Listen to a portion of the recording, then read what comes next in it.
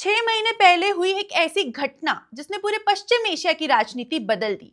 Iran के सबसे ताकतवर नेता आयतुल्ला अली खामेनी अब अंतिम विदाई के लिए तैयार हैं। 4 जुलाई से 9 जुलाई तक चलने वाला उनका राज के अंतिम संस्कार पूरी दुनिया की नजरों में है। अमेरिका, रूस, चीन, पाकिस्तान और भारत जैसे कई देशों को निमंत्रण भेजा गया है, लेकिन सबसे बड़ी चर्चा इस बात की हो रही है कि प्रधानमंत्री नरेंद्र मोदी इसमें शामिल नहीं होंगे। आखिर क्यों? भारत की तरफ से कौन जाएगा और क्या इस अंतिम संस्कार से पश्चिम एशिया की नई राजनीति की शुरुआत होने वाली है? पूरी कहानी बताएंगे। नमस्कार, मैं हूं जसवी कौशिक और आप देख रहे हैं वन इंडिया हिंदी।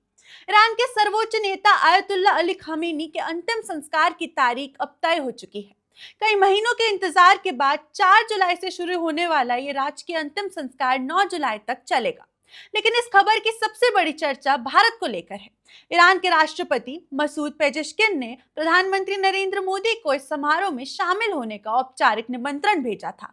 हालांकि अब यह साफ हो गया कि प्रधानमंत्री मोदी ईरान नहीं जाएंगे।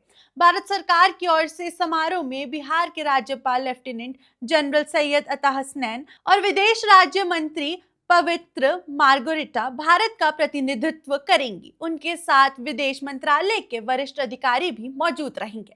अब सवाल उठ रहा है कि आखिर प्रधानमंत्री मोदी ने खुद क्यों नहीं जाने का फैसला किया। रिपोर्ट्स के मुताबिक उसी दौरान प्रधानमंत्री का पहले से तय बहुउद्देशीय विदेशी दौरा है।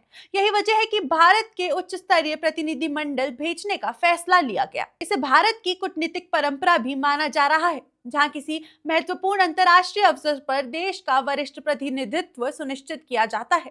अब जरा उस समारोह की बात करते हैं जिसकी तैयारी ईरान में बड़े स्तर पर चल रही है।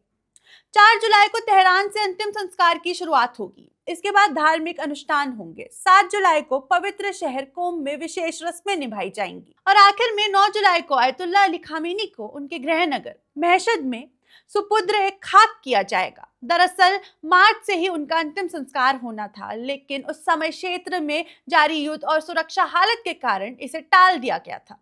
अब बात करते हैं भारत और ईरान के रिश्तों की। भारत और ईरान के संबंध केवल तेल और व्यापार तक सीमित नहीं है। दोनों देशों के बीच सदियों पुराने सांस्कृतिक और सभ्यगत रिश्ते रहे हैं। प्रधानमंत्री नरेंद्र मोदी ने साल 2016 में ईरान की ऐतिहासिक यात्रा की थी। उसी दौरान उन्होंने आयतुल्ला अली खामेनी और तत्कालीन राष्ट्रपति हसन रूहानी से मुलाकात की थी। इस यात्रा में चाबहार बंदरगाह के विकास को लेकर भारत, ईरान और अफगानिस्तान के बीच महत्वपूर्ण समझौता हुआ था। यहीं चाबहार पोर्ट आज भारत के लिए मध्य एशिया तक पहुंच का एक रणनीतिक रास्ता माना जाता है। इसके बाद 2018 में राष्ट्रीय हसन रूहानी भारत आए और अक्टूबर 2024 में रूस के कजान शहर में ब्रिक्स शिखर सम्मेलन के दौरान प्रधानमंत्री नरेंद्र मोदी और मसूद पेजेश्किन की मुलाकात भी हुई थी। यानी राजनीतिक परिस्थितियां बदलती रही हो, लेकिन भारत और ईरान के संवाद लगातार जारी हैं। इस बार भी ईरान ने भारत को विशेष महत्व देते हुए औपचारिक निमंत्रण भेजा। भारत के अलावा चीन, रूस, कतर, फ्रांस और पाकिस्तान सहित कई देशों के नेताओं या प्रतिनिधि मंडलों को भी आमंत्रित किया गया है। पाकिस्तान पहले ही अपना प्रतिनिधि मंडल भेजने की घोषणा कर चुका है।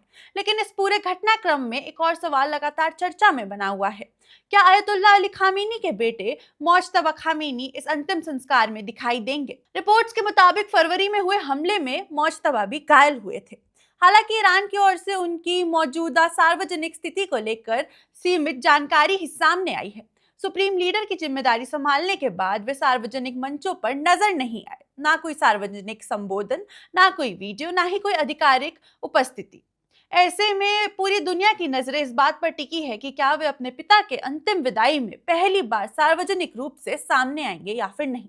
इस सवाल का जवाब तो शायद 4 जुलाई से शुरू होने वाले इन समारोह के दौरान ही मिल सकेगा।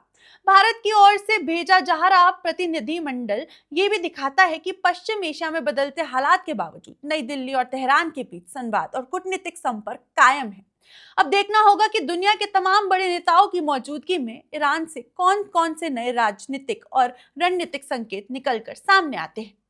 तो क्या पीएम मोदी का ईरान ना जाना सिर्फ व्यस्त कार्यक्रम की वजह है या फिर इसके पीछे छिपी है कोई बड़ी कूटनीतिक रणनीति? और क्या मोज्तबा खामेनी पहली बार दुनिया के सामने आएंगे? 4 जुलाई से शुरू होने वाले इस राजकीय समारोह पर हमारी नजर लगातार बनी रहेगी। इस खबर से जुड़े हर बड़े अपडेट के लिए आप देखते रहिए one India Hindi. Subscribe to One India and never miss an update. Download the One India app now.